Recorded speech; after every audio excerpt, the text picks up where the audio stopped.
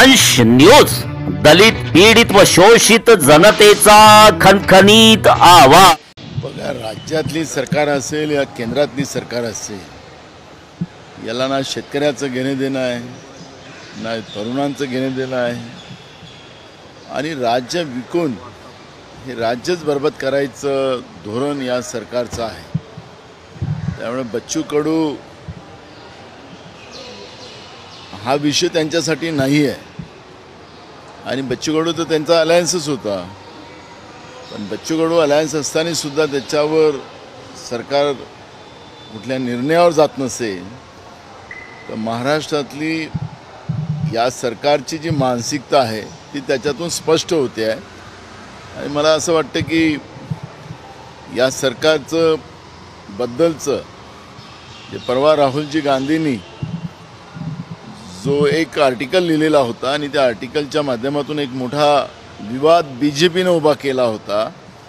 बीजेपीच्या मोठ्या नेत्यापासून तर अंधभक्तापर्यंत त्यांनी त्यांच्यावर ट्रोल केलं। आम्ही निवडणूक आयोगाला प्रश्न विचारले, आज नाही पहिल्या दिवशीपासून आम्ही प्रश्न विचारतो। महाराष्ट्रातलं सरकार हे जनतेच्या मनातलं नाही, आणि मी तुम्हाला अजूनही सांगतो, वारंवार सांगेल की हे जे सरकार आहे, ज्या दिवशी 5वी बहुमतानं निवडून आलं त्या दिवशी लोकांमध्ये कुठलाही उत्साह नव्हता, आनंद नव्हता।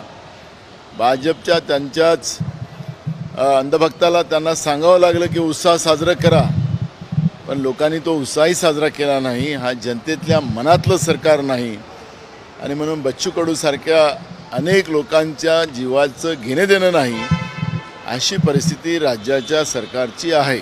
नानाभाऊ, शिवसेना म्हणजे शिंदे गटाच्या शिवसेनेच्या नेत्यांवरच सगळे आरोपांचे बॉम्ब होतात, अनेक आरोप होत आहे। शिरसाट असो किंवा संजय राठोड असो, शिवसेनेच्या नेत्यांवरच आणि मंत्र्यांवरच टार्गेट करण्यात येतं। नाही, राष्ट्रवादीचे धनंजय मुंडे, छगन भुजबळ, शिरसाट, सेनेचे अशा अनेक नेत्यांची नावं घेता येईल। या सरकारमध्ये 3 तिघाडा काम बिघाडा आहे। या सरकारमध्ये कुठलंही एकमत नाही, आणि राज्य आर्थिक कसं उभारता येतं, लुटता येतं, यासाठी या तिन्ही पक्षाचे नेते कामाला लागलेले आहेत। आणि त्याच्यामुळे एक शिंदे सेनेचा असेल किंवा अजित पवारांचे असतील किंवा भाजपला सेफ करण्याचा जो प्रयत्न केला जातो, असं काही नाही, सगळे एकाच माळ्यातले मणी आहेत। नानाभाऊ, सुप्रिया सुळे यांनी आज नरेंद्र मोदी यांची तारीफ केली, तो त्यांचा व्यक्तिगत प्रश्न आहे, त्याच्यामुळे त्यांच्यावर कुठली प्रतिक्रिया देण्याचं कारण। संजय राठोड विभागावर मोठ्या प्रमाणात अर्थकारांकडून बदल्यांचं हे झाले असल्याचे आरोप होऊ लागलेले आहे, कसं पाहता? आणि तरी म्हणजे यापूर्वी पण संजय राठोड यांच्यावर अनेक आरोप झाला, तरी हवेहवेसे का वाटतात? बघा, ते संजय राठोड हवेहवेसे वाटत नाही, भाजपला सत्ता हवीहवीशी आहे। त्यामुळे भ्रष्ट लोक, बदनाम लोक या सत्तेचे वाटेकरी झालेले आहेत। त्यामुळे भाजपचा जो सत्तेची लालच आहे त्याचे परिणाम आपण पाहतो आहे। नानाभाऊ, काँग्रेसचे भगीरथ भालके यांनी भरत गोगावलेंची भेट घेतली आणि ते शिवसेनेच्या वाटेवर आहे। ठीक आहे, तर मला सोलापूर जिल्ह्यात आणि काय चाललेलं आहे त्याची मला माहिती नाही, त्याच्यामुळे आत्ता त्याच्यावर कुठली प्रतिक्रिया देणं चुकीचं ठरेल। कांग्रेस के जो कार्यकर्ता है वो पाला कहीं न कहीं जो संगठन जो अभी बना है उसको लेकर नाराजगी है और उसके लिए समन्वय नहीं बैठ पा रहा।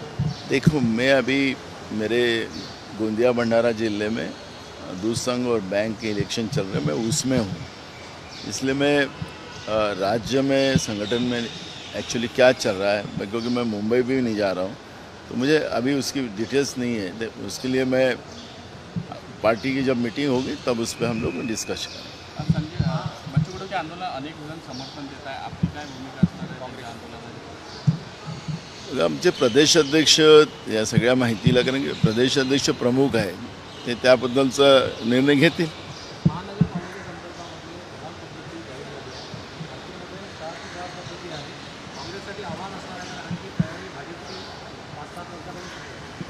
भाजप हे निवडणूक जीवी आहे, भाषण जीवी आहे, खोकनाळबाजी जीवी आहे। 11 वर्षाचा इतिहास सांगायला गेले तर 11 वर्षात देशाला आणि राज्याला किती कर्जात डुबवलं त्याची माहिती देशाच्या जनतेला का देत नाही? महागाई का वाढते त्याची काही माहिती का देत नाही? डॉलर वाढला आणि रुपया एकदम खाली पडला त्याची माहिती का देत नाही? जनतेला लुटून जनतेचे खिसे रोज कापून जो विकासाचं आम्हीच विकासाचे महामेरू आहो अशा पद्धतीचं जी मानसिकता बनवण्याचं गोदी मीडियाच्या माध्यमातून जो प्रयत्न सुरू आहे जनतेला आता खरं कळलेलं आहे. त्याच्यामुळे या सगळ्या निवडणूकजीवी आणि भाषणजीवी आणि जुमलेबाजजीवी जे BJP आहे त्यांनी काय करावं त्यांचं कामच ते आहे. सत्ता ताब्यात कशी घेता येईल बस त्याच्यावर त्यांचं काम चालत राहते. प्रधानमंत्री असो की त्यांचं खालचा कार्यकर्ता असो त्यांचं कामच तेवढं आहे. त्यामुळे सत्ता घेऊनही लोकांसाठी नाही सत्ता सत्तेसाठी आणि पैसा कमवणं आणि त्याच्यावरून पुन्हा सत्ता कमवणं असा यांचा धंदा आहे. त्याच्यामुळे पण नागपूरमध्ये महानगरपालिका यावेळेस काँग्रेसचाच तिरंगा त्या ठिकाणी फडकेल अशा पद्धतीची मानसिकता जनतेची आहे आणि त्या पद्धतीचं काँग्रेसचं कामसुद्धा सुरू आहे. काँग्रेस एकटी लढेल इथे?